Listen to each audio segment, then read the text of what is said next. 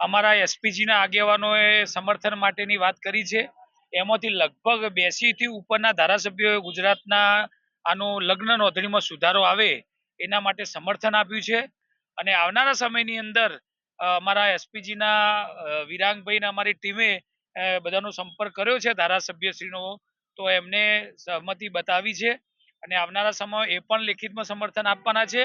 કારણ કે જો આ કાયદો નહીં બને તો આવનારા સમયમાં જે લગ્ન માટેની જે દીકરીઓ છે, જેમની ઉંમર થઈ ગઈ છે અને જે દીકરીઓ ભાગીને લગ્ન કરે છે અને જે અસામાજિક તત્વો દ્વારા એમને ફસાવવામાં આવે છે, લવ જેહાદના કિસ્સાની અંદર ફસાવવામાં આવે છે, તો એની જે સ્થિતિ થતી હોય છે એના લીધે આખો સમાજ બહુ ગુસ્સામાં છે। વિધાનસભાની અંદર ખરેખર વહેલામાં વહેલી તકે આ પ્રશ્ન ઉઠાવવો જોઈએ અને વહેલામાં વહેલી તકે આ કાયદો બને એવા પ્રયત્નો મુખ્યમંત્રીશ્રીએ કરવા જોઈએ।